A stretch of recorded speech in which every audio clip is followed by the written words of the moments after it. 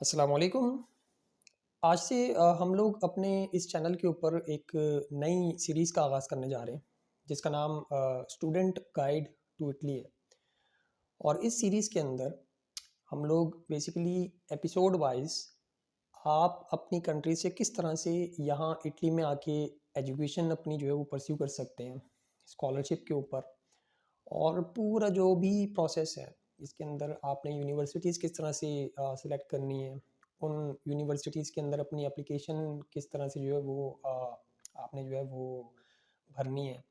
और इसके अलावा ए टू जेड वीज़ा फाइलिंग तक का जो प्रोसेस है, और कोशिश करेंगे कि वीज़ा फाइलिंग के बाद भी जो परेशानियाँ होती हैं कि आप जब जो है वहाँ से ट्रैवल करके यहाँ पे आते हैं, तो पूरी की पूरी जो गाइडेंस है, पूरी की पूरी जो चीज़ें हैं वो हम लोग इस वीडियो के अंदर जो है वो डिस्कस करें।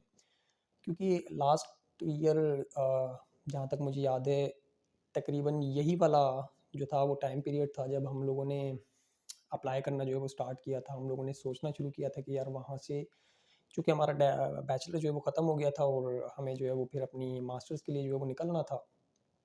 और इटली हमारे लिए एक बेस्ट ऑप्शन होता है जिस जहाँ पे आके हम लोग स्कॉलरशिप के ज़रिए अपने एक्सपेंसेस भी पूरे कर सकते हैं और पार्ट टाइम वगैरह जॉब वगैरह करके अपने जो सेविंग्स वगैरह हैं वो भी कर सकते हैं।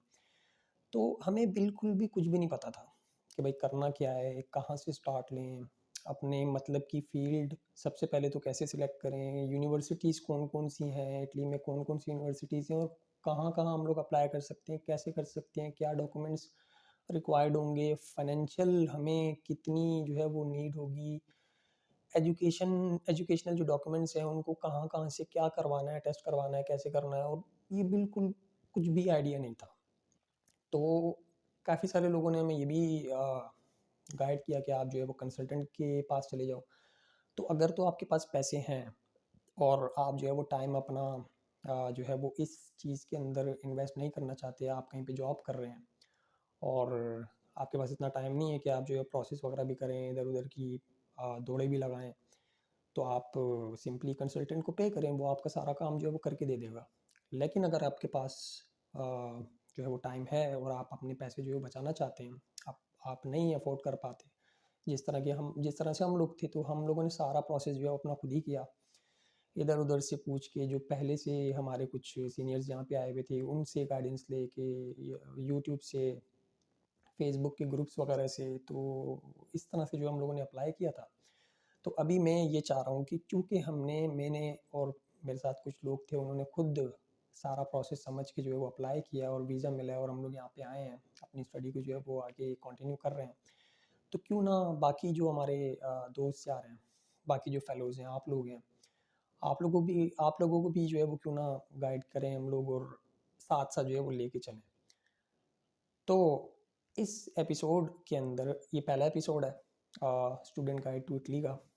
इस एपिसोड के अंदर हम लोग क्या-क्या चीज़ें डिस्कस करने वाले हैं। सबसे पहले तो बेसिक रिक्वायरमेंट्स की, हमारे पास बेसिक रिक्वायरमेंट्स क्या-क्या होती हैं, और बेसिक रिक्वायरमेंट्स के अंदर आपकी सबसे पहले तो एजुकेशनल, और जो एजुकेशनल रिक्वायरमेंट्स हैं या डॉक्यूमेंट्स जितने भी चाहिए होंगे वो हम लोग डिस्कस करेंगे। देन उसके बाद हम लोग फाइनेंशियल रिक्वायरमेंट्स जो है वो डिस्कस करेंगे कि आपको कितनी कितने पैसे जो है वो बेसिकली चाहिए यहाँ तक पहुँचने तक के लिए, और जब तक आपको स्कॉलरशिप नहीं मिलती है, मतलब आपका टोटल एक्सपेंस क्या आएगा और मोटी-मोटी जो एक्सपेंसेस है वो कहाँ-कहाँ लगेंगे। तो वन बाय वन इसको जो है हम लोग डिस्कस करेंगे। देन उसके बाद हम लोग टाइमलाइन देखेंगे, और उस प्रोसेस टाइमलाइन के अंदर हम लोग देखेंगे कि भाई हमारा पहला जो है वो स्टेप क्या होगा, उसके अंदर क्या-क्या चीज़ें हमें करनी होंगी। फिर उसके बाद क्या-क्या जो है वो चीज़ें स्टार्ट होंगी, वीज़ा कब मिलेगा, हम लोग यहाँ पे कब आएँगे, और स्कॉलरशिप कब मिलेगी। तो ये सारी चीज़ें जो है वो हम लोग आज की इस वीडियो के अंदर डिस्कस करेंगे। तो सबसे पहले तो हम लोग स्टार्ट करते हैं अपनी एजुकेशनल रिक्वायरमेंट्स, और जो कुछ थोड़े बहुत डॉक्यूमेंट्स और चाहिए होते हैं जो अप्लाई करने के लिए चाहिए होते हैं, उनको डिस्कस करते हैं। अच्छा, सबसे पहली बात, ये जो सीरीज़ है ये ख़ुसूसन मास्टर्स वालों के लिए है। अगर आपने अपना बैचलर्स जो है वो कंप्लीट कर लिया है, ठीक है, या आपका जो है वो कंप्लीट होने वाला है जनवरी तक, फरवरी तक या मार्च तक भी आपको अगर जो है वो डिग्री मिल जाती है, तो आपके लिए ये सीरीज़ जो है वो फ़ायदेमंद है, इसको आप कंटिन्यू रखें। नहीं तो जो है वो आप फिर अगले साल के लिए जो है वो ट्राई करें। क्योंकि अगर अभी आप लोग अप्लाई करेंगे तो आपको अगर डिग्री नहीं मिलती है मार्च तक, तो फिर आपके लिए कोई फ़ायदा नहीं है। तो जो रिक्वायरमेंट्स है सबसे पहले जो रिक्वायरमेंट है एजुकेशनल डॉक्यूमेंट्स से रिलेटेड, वो है आपकी बैचलर्स की डिग्री और ट्रांसक्रिप्ट। ठीक है, आपके पास आपकी बैचलर्स की डिग्री होनी चाहिए और ट्रांसक्रिप्ट होनी चाहिए। जीपीए इतनी ज़्यादा मैटर नहीं करती है। जीपीए आपकी अगर 3 से अबव है तो आप जो है वो कर सकते हैं अप्लाई, और 3 से अगर नीचे भी है तो आप जो है वो डिफरेंट यूनिवर्सिटीज़ में अप्लाई तो कर सकते हैं। अप्लाई करने से तो कोई भी नहीं रोक सकता। एडमिशन मिले ना मिले वो फिर आगे आपके आगे चांस, मतलब आपकी किस्मत है, आगे मिले या ना मिले। ज़्यादातर मिल जाता है। मैंने खुद अभी एक दो लड़कों की जो है वो अपनी ही यूनिवर्सिटी में, यूनिवर्सिटी ऑफ पादुआ में जो है वो अप्लाई किया है। उनकी एक की 3.2 थी और एक की 3.05 थी। दोनों को जो है वो एडमिशन ऑफर हो गया है अभी 1 महीने के अंदर अंदर। अब मज़े की बात ये है कि 1 महीना जो है वो हो गया है, काफ़ी सारी यूनिवर्सिटीज़ में फ़र्स्ट कॉल जो है वो ओपन हो चुकी है। तो आप ज़्यादा देर ना करें। अगर आपका माइंड बनता है ये वीडियो देखने के बाद, सारी फाइनेंशियल रिक्वायरमेंट्स देखने के बाद, एजुकेशनल रिक्वायरमेंट्स देखने के बाद, आप इन चीज़ों के ऊपर पूरा उतर रहे हैं, तो आप जो है अपने प्रोसेस को जल्द से जल्द स्टार्ट कर देना। सबसे पहली रिक्वायरमेंट क्या है? बैचलर्स की डिग्री होनी चाहिए आपके पास, और ट्रांसक्रिप्ट होनी चाहिए। ठीक है, ये दोनों चीज़ें आपके पास होनी चाहिए। और साथ में इंटर की जो मार्कशीट है और सर्टिफिकेट है, मैट्रिक की, ये इस्तेमाल यूज़ तो नहीं होंगी कहीं भी, लेकिन आप जो है वो अपने पास रख के रखें। इंटर की मार्कशीट और सर्टिफिकेट, मैट्रिक की मार्कशीट और सर्टिफिकेट, और हो सके तो इनको जो है वो आप आईबीसीसी से अटेस्टेशन भी इसकी जो करवा रहे हैं पहले से ही। और जो आपकी डिग्री और ट्रांसक्रिप्ट है ये आपकी जो है वो वेरीफाई होंगी एचईसी से। ठीक है, तो ये भी आप लोगों ने जो है वो करवानी है।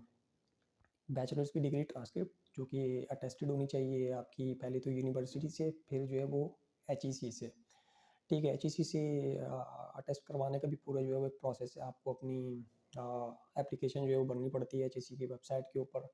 देन फर्स्ट मंथ लगता है इनिशियल स्क्रूटनी के ऊपर। फिर आपको जो है वो बाय टीसीएस या फिर वॉक इन जो है वो आप जाके अर्जेंट भी जो है वो बेसिस पे आप अपनी अटेस्ट करवा सकते हैं।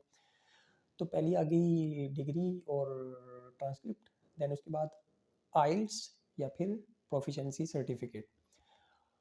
आइल्स काफ़ी सारी यूनिवर्सिटीज़ के अंदर मैंडेटरी नहीं है, जैसे हमारी यूनिवर्सिटी ऑफ पादवा, इसमें मैंडेटरी नहीं है।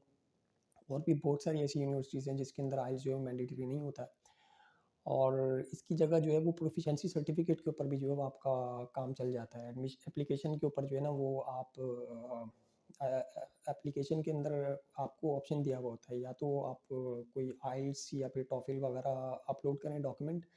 अगर नहीं है तो आप जो है सिंपली प्रोफिशिएंसी सर्टिफिकेट अपनी यूनिवर्सिटी से बनवा लें कि जो आपका बैचलर्स था वो आपने इंग्लिश लैंग्वेज के अंदर परस्यू किया है, इंग्लिश लैंग्वेज के अंदर जो आपने पढ़ा है वो आसानी से बन जाता है। आप अपने डिपार्टमेंट में जाएंगे, उनको बोलेंगे एक प्रोफिशिएंसी सर्टिफिकेट बना के दे दो, वो आपको बना के स्टैम्प वगैरह लगा के दे देंगे। आप उसको जो है वो एप्लीकेशन के अंदर अपलोड कर देना। और अगर आइल्स कर रहे हैं तो वो एक प्लस पॉइंट है। आपकी वीज़ा फाइल जो है वो एक उसके अंदर एक प्लस पॉइंट होता है, वो हैवी हो जाती है, वो मतलब एक अच्छा इंप्रेशन जो है वो छोड़ती है एम्बेसी के ऊपर। और अगर नहीं है तो भी कोई मसला नहीं है, मतलब काफ़ी सारे लोग ऐसे यहाँ पे आए हैं जिनके पास प्रोफिशिएंसी सर्टिफिकेट नहीं था, तो वो लोग भी जो है वो चल रहे हैं। देन उसके बाद कुछ रिकमेंडेशन लेटर्स होते हैं जो आपने बनवाने हैं किसी अपने प्रोफेसर से। ठीक है, वो तो बन जाते हैं। करिकुलम विटाए यानी कि आपकी सीवी जो है वो आपको बनानी है यूरोपियन फॉर्मेट के ऊपर। आपका जितना भी बैकग्राउंड है, एजुकेशनल बैकग्राउंड और जॉब वगैरह का जो बैकग्राउंड है वो आपने उसके अंदर डालना है। ठीक है, यूरोपियन फॉर्मेट के ऊपर कैसे बनाते हैं वो हम लोग आगे के एपिसोड्स के अंदर देखेंगे। अभी सिर्फ हम लोग देख रहे हैं कि क्या क्या चीज़ें चाहिए। देन उसके बाद मोटिवेशन लेटर्स होते हैं। मोटिवेशन लेटर्स के अंदर आप जो है वो जो भी प्रोग्राम सेलेक्ट करते हो जिस भी यूनिवर्सिटी के अंदर, उस मोटिवेशन लेटर के अंदर आप ये बताते हो कि आप इस प्रोग्राम को क्यों चूज़ करना चाह रहे हो, या फिर ये प्रोग्राम पढ़ने के बाद आप क्या करोगे, या मतलब आपकी मोटिवेशन क्या है इस प्रोग्राम को लेके, आप क्यों सिलेक्ट कर रहे हो इसको। तो उसके अंदर आपको सारा पूरी कहानी बतानी पड़ती है कि भाई मैंने बैचलर्स इसमें किया है, अब मैं जॉब इसमें कर रहा हूँ, और मेरी कुछ लिमिटेशंस हैं जिन मतलब मैं नॉलेज गेन करना चाह रहा हूँ, ये मैं अपनी फील्ड के अंदर जो आगे जाना चाह रहा हूँ। तो वो सारी चीज़ें आप मोटिवेशन लेटर के अंदर लिखते हो, वो भी हम कुछ एग्जांपल्स वगैरह देख लेंगे या कुछ वीडियोस, कुछ 1-2 एपिसोड्स के अंदर जो वो देखेंगे कि एक इफेक्टिव मोटिवेशन लेटर जो है वो किस तरह से लिखा जाता है।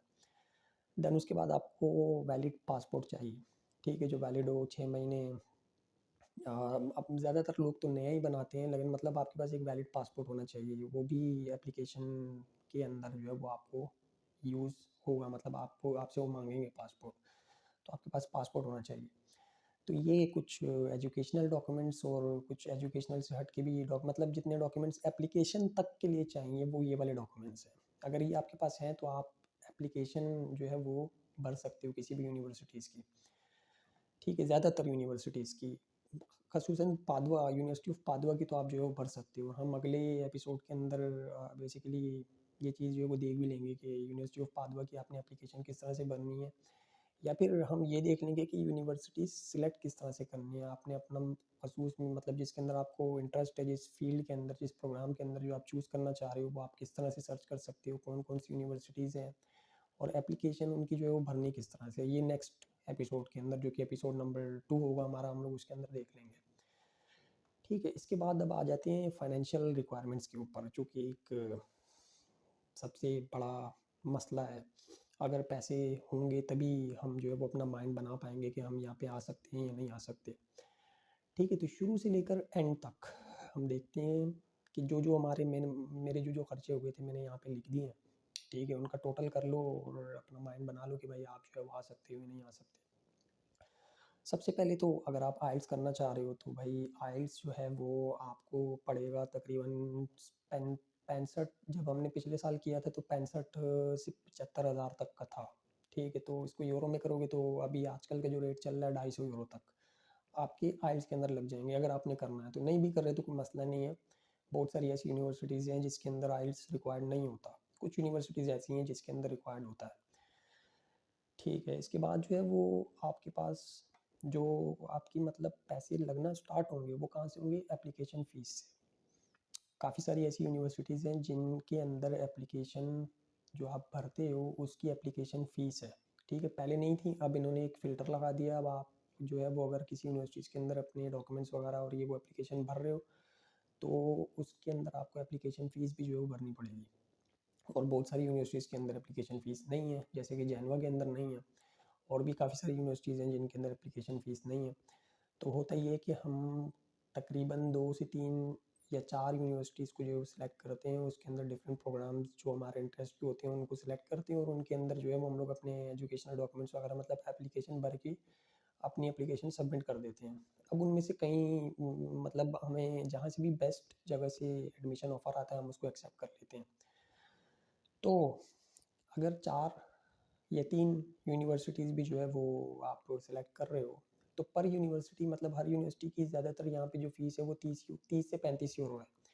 30 से 50 यूरो तक जो है वो रेंज है, मतलब 50 यूरो जो है वो मिलान, यूनिवर्सिटी ऑफ मिलान की फ़ीस है। बाकी 30 यूरो पादुआ की फ़ीस है, बरगामो की भी 30 यूरो है, 30 या 35 यूरो है। सेपिएंजा है उसकी भी जो है वो 30-35 यूरो एप्लीकेशन फ़ीस है। तो अगर आप 3-4 यूनिवर्सिटीज़ जो है वो अप्लाई करते हो तो उसके अंदर आपकी एवरेज मतलब समझ लो, लगा लो कुछ एक एस्टिमेट लगा लो कि 150 यूरो तो जो है वो आपका लगेगा, ठीक है, एप्लीकेशन भरने तक के लिए। और उसको अगर आप पाकिस्तानी रुपीज़ में करोगे तो वो भी यहाँ पे मैंने डाल दिया है कि जो कि तकरीबन 40 से 50 हज़ार आपके जो है वो बनते हैं, ठीक है, सिर्फ एप्लीकेशन भरने तक। देन उसके बाद आपके पास जब एप्लीकेशन आपकी एवेलुएट होगी, यूनिवर्सिटी वाले उसको एवेलुएट करेंगे, फिर आपको जो है वो एडमिशन ऑफ़र करेंगे किसी एक प्रोग्राम के अंदर। तो उस यूनिवर्सिटी में, जिस यूनिवर्सिटी में आपको एडमिशन ऑफ़र हुआ है और आपने भाई चूज़ किया कि भाई ये वाली यूनिवर्सिटी सबसे बेस्ट है और इसका ये जो प्रोग्राम था ये मुझे चाहिए था, इसमें मुझे एडमिशन ऑफ़र हो गया है, अब मुझे ये जो है वो लेना है। एडमिशन ऑफ़र मतलब एडमिशन सिक्योर करना है इसके अंदर। तो एडमिशन सिक्योर करने के लिए आपको एनरोलमेंट फ़ीस भरनी पड़ती है। काफ़ी सारी यूनिवर्सिटीज़ के अंदर पाकिस्तान में ही बैठ के भरनी पड़ती है और काफ़ी सारी यूनिवर्सिटीज़ ऐसी हैं कि जो जिनकी जो है वो यहाँ पे आने के बाद आपको जो है वो यूनिवर्सिटी की एडमिशन फ़ीस भरनी पड़ती है, लेकिन भरनी तो पड़ती है। तो मैंने पादुआ का लिखा है क्योंकि मुझे पादुआ का पता था। तो पादुआ की जो एनरोलमेंट फ़ीस थी वो 205 यूरो थी, ठीक है, जो कि पाकिस्तानी 60,000 के करीब बनते हैं अभी। तो 205 यूरो ये हो गए, आपने एडमिशन फ़ीस भरी और आपका जो एडमिशन था वो उस यूनिवर्सिटी के अंदर सिक्योर हो गया। ठीक है, आपका एडमिशन उस यूनिवर्सिटी के अंदर सिक्योर हो गया। फिर उसके बाद जो एक एक्सपेंस है जो लीगलाइजेशन के लिए आता है, ये आपकी बेसिकली रिक्वायरमेंट होती है वीज़ा की। वीज़ा के अंदर जो आपके एजुकेशनल डॉक्यूमेंट्स होते हैं उनको आपने लीगलाइज करवाना पड़ता है। दो तरीके होते हैं इसके, एक दो टीओवी के थ्रू भी काफ़ी सारे लोग करवाते हैं और एक सीमिया होता है। जो सीमिया हम लोगों ने भी जो है वो सीमिया ही करवाया था, जो कि एक बेहतर ऑप्शन है। तो मैं भी आप लोगों को ये रिकमेंड करूँगा कि आप सीमिया ही करवाएं। तो सीमिया की जो फ़ीस है जो पिछले साल थी वो 300 यूरो थी, ठीक है, जो कि पाकिस्तानी तकरीबन बनते हैं 90,000। उस वक्त 1 लाख बन रहा था, अब यूरो का रेट थोड़ा सा गिर गया है, तो आपके लिए ये फ़ायदा है कि 90,000 का है पाकिस्तानी रुपीज़ में। दैन उसके बाद कुछ इंश्योरेंस होती है, वो होटल की डमी टिकट होती है, डमी बुकिंग होती है, वो डमी टिकट होता है। ये आगे की कहानी है, ये भी मतलब करना पड़ता है आपको। तकरीबन 35 यूरो आपके इसके अंदर लगते हैं, और 10,000 पाकिस्तानी में जब आप 35 यूरो को कन्वर्ट करेंगे तो अराउंड 10,000 बनेंगे। फिर उसके बाद आपकी वीज़ा की फ़ीस है जो कि 86 यूरो के करीब है, और पाकिस्तानी रुपीज़ में अगर देखें तो 25,000 थी। तकरीबन 10 से 15,000 जो है अपॉइंटमेंट बुक करवाते वक्त बीएलएस के थ्रू, और फिर बाकी की जो अमाउंट बचेगी, जैसे 15,000 आपने अपॉइंटमेंट बुक करवाते वक्त भरे हैं, और 10,000 जो है फिर आपको जब आप फाइल सबमिट करोगे बीएलएस के अंदर तो तब पे करने पड़ेंगे। टोटल मिला के जो है 25,000 है। ठीक है, इसके बाद जो एक बड़ी एक बला जो होती है, जो तमाम स्टूडेंट्स के लिए एक हॉरर, मतलब एक खौफनाक चीज़ है, वो बैंक स्टेटमेंट है। बैंक स्टेटमेंट के ऊपर भी हम एक सेपरेट वीडियो पूरी जो है वो कर सकते हैं, इसको किस तरह से बनाना है, कैसे मैनेज करना है। बैंक स्टेटमेंट क्या है, ये बेसिकली एक वीज़ा की हमारी रिक्वायरमेंट है कि आपको ये प्रूफ देना पड़ता है उनको, एम्बेसी वालों को, या मतलब इटालियन गवर्नमेंट को, कि आपके पास इतने पैसे हैं, इतनी आपके पास जो है वो फंडिंग है कि आप अपना जो करियर है यहाँ पे आके, मतलब जो स्टूडेंट लाइफ है, अगर आपको स्कॉलरशिप नहीं मिलती है, और स्कॉलरशिप का तो उस वक्त तो कोई होता भी नहीं है सीन, तो आप जो है वो उसको बेयर कर सकते हैं, मतलब अपने एक्सपेंसेस खुद बेयर कर सकते हैं। तो इसकी जो अमाउंट है, तकरीबन तकरीबन जो है वो इसकी अमाउंट 8,000 से 11,000 यूरो तक आपके बैंक स्टेटमेंट, मतलब आपके बैंक अकाउंट में जो क्लोजिंग बैलेंस है वो इतना होना चाहिए, और जो बैंक स्टेटमेंट है वो स्टेबल होनी चाहिए। लास्ट 4 to 6 मंथ की जो है वो आपको आपसे वो रिक्वायर, मतलब आपको बोलते हैं कि आप जो है वो ये बैंक स्टेटमेंट जो है वो लेके आओ, और आप ये जो बैंक स्टेटमेंट है ये आपके स्पॉन्सर की होनी चाहिए, मतलब आपको जो स्पॉन्सर कर रहा है, जो आपकी एजुकेशन को स्पॉन्सर कर रहा है, वो आपके ब्लड रिलेटिव भी हो सकते हैं, आपके फादर हो सकते हैं, आपका ब्रदर हो सकता है, आपके जो मदर हो सकती हैं, या आप खुद भी हो सकते हैं। तो इनमें से किसी के भी अकाउंट के अंदर अगर इतनी फाइनेंशियल जो है वो ट्रांजैक्शंस है और क्लोजिंग बैलेंस है इतना, जो कि पाकिस्तानी 25 से 30 लाख बनता है, ठीक है, तो ये जो है वो रिक्वायरमेंट है ये। अब इसकी क्या क्या चीज़ें होती हैं, क्या क्या होता है, ये हम लोग जो है वो किसी डिफरेंट वीडियो के अंदर देखेंगे, क्योंकि इसके अंदर हम लोग सिर्फ एक ओवरऑल ओवरव्यू ले रहे हैं।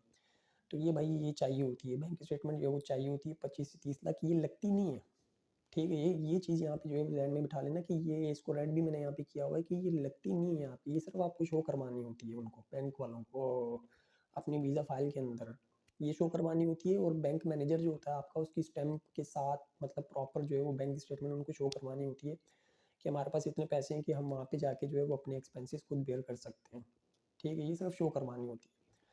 और बाकी जो जितनी भी मैंने आपको चीज़ें बताई हैं वो तो सारे आपके लग ही जाएंगे, मतलब एक्सपेंस जो है वो आपके लग जाएंगे।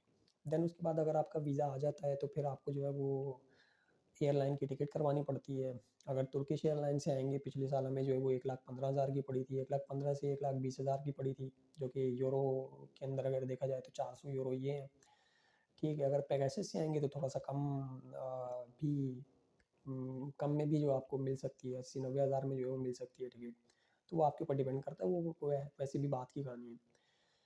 देन उसके बाद यहाँ पे पहुँचने के बाद दिसंबर तक स्कॉलरशिप, जो रीजनल स्कॉलरशिप होती है उसका भी पूरा प्रोसेस है, वो भी हम लोग किसी डिफरेंट वीडियो के अंदर देखेंगे कि कैसे अप्लाई करते हैं। वो मिलती कब है, दिसंबर तक। और हमारी जो क्लासेस स्टार्ट होती हैं यहाँ पे, वो स्टार्ट होती हैं तकरीबन 30 सितंबर से या अक्टूबर के स्टार्ट से। तो अक्टूबर, नवंबर, दिसंबर 3 महीने का आपको जो है वो अपना बजट लेके आना पड़ेगा यहाँ पे, सही है। 3 महीने का बजट आपको अपने साथ रख के लेके आना पड़ेगा, जो आप यहाँ पे खर्च करोगे, उसके बाद आपको जो है वो स्कॉलरशिप मिलेगी।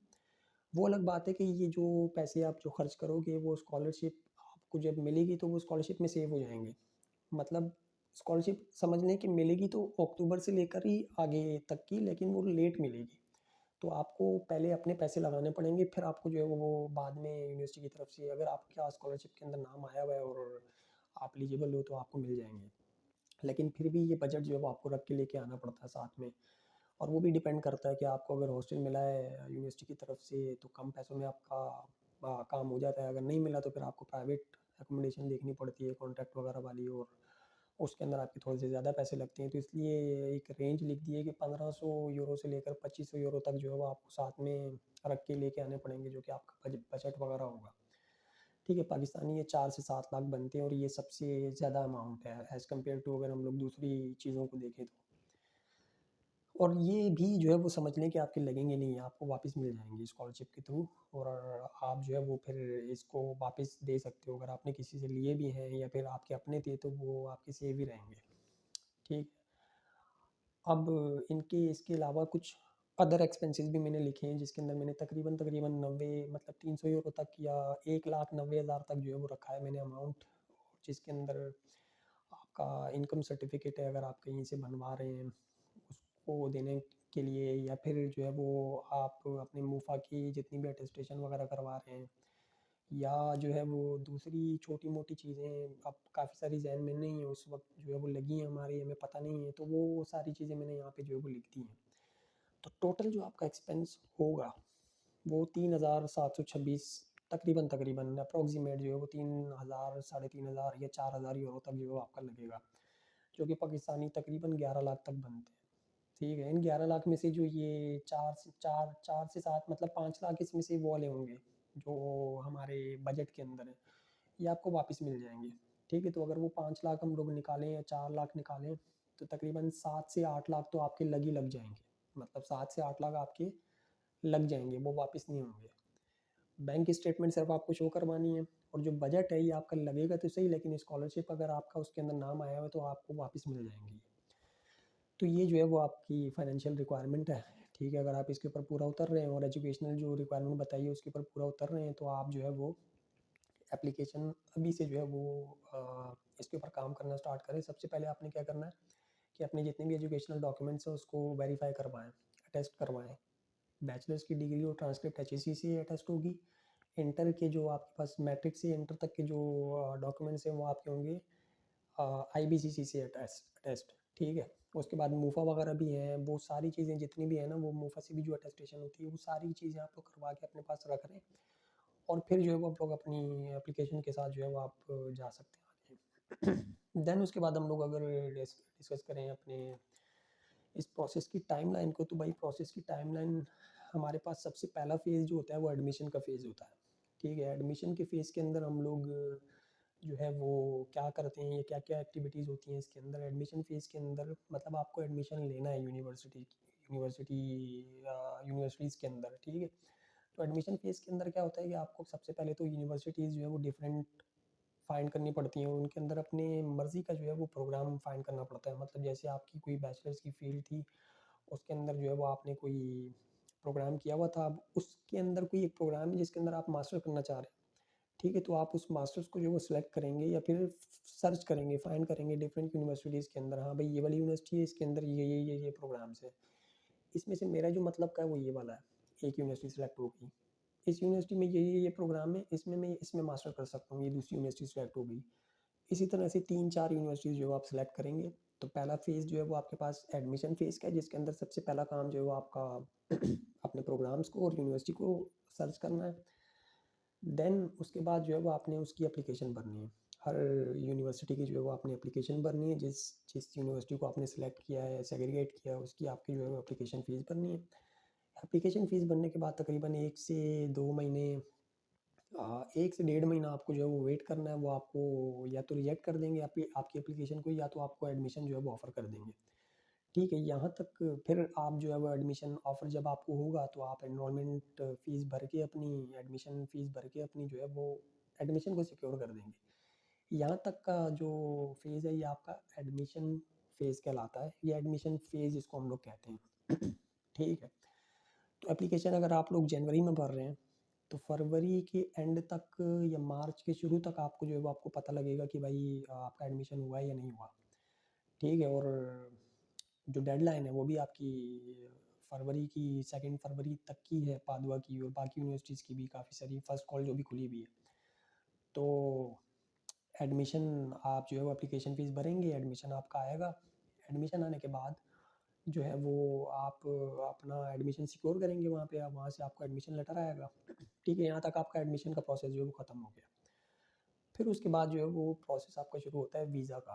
अब आपने जो है वो वीज़ा लेना है, और वीज़ा का आपकी यूनिवर्सिटी से कोई लेना देना नहीं है। यूनिवर्सिटी वाले ने आपको एडमिशन ऑफ़र कर दिया, अब आपका काम है अपनी कंट्री से जो आप वीज़ा जो है वो लें। वीज़ा प्रिपरेशन के अंदर तकरीबन मार्च तक का एडमिशन का जो प्रोसेस होता है वो मार्च या मार्च के एंड तक जो है वो ख़त्म हो जाता है। मार्च से आगे जो है वो आपने फिर अपना वीज़ा का जो प्रोसेस है वो आपको स्टार्ट करना पड़ता है। वीज़ा फाइलिंग जिसको हम लोग बोलते हैं। आप अपनी फ़ाइल जो है वो प्रिपेयर करते हैं। तो उस फ़ाइल के लिए सबसे पहले तो फिर आपको जो है वो सीमिया करवाना पड़ता है। तकरीबन मार्च में जो है वो सीमिया ऑनलाइन पोर्टल के थ्रू हो जाता है। आपको पहले लीगलाइज़ेशन करवानी पड़ती है। सिर्फ़ डॉक्यूमेंट्स आप जो है उसके अंदर अपलोड करेंगे और वो आपको लीगलाइज़ करके दे देंगे। इसके बाद आपकी समरी फॉरवर्ड होती है। ठीक है, जो एडमिशन उन्होंने ऑफ़र किया है, आप उनको जो है वो यूनिवर्सिटैलिटी के थ्रू अपनी सारी डाटा वाटा डाल के जो है वो यूनिवर्सिटी को एक मतलब रिक्वेस्ट करते हैं कि आप वो जो है वो अपनी समरी एम्बेसी को भी भेजें, और जो है वो आपके पास भी एक उसकी समरी आती है। ठीक है, ये एक काम भी करना पड़ता है आपको। अपनी फ़ाइल के लिए जो है वो ये चीज़ चाहिए होती है, समरी और सीमिया। देन उसके बाद जो है वो अपने आपको जो बैंक स्टेटमेंट वाला काम है, और जो प्रूफ ऑफ या फिर जस्टिफिकेशन है उस बैंक स्टेटमेंट की, उसके ऊपर आपको काम करना पड़ता है। आपको अपने फाइल्स वगैरह जो है रिटर्न्स करवाने पड़ते हैं एफबीआर के अंदर, और बैंक स्टेटमेंट जो है वो प्रिपेयर करवानी पड़ती है। अगर आपको ढूंढना पड़ता है कि भाई आपको कौन स्पॉन्सर कर रहा है, उसके पास इतने पैसे हैं भी या नहीं है, और मतलब आप क्या करेंगे।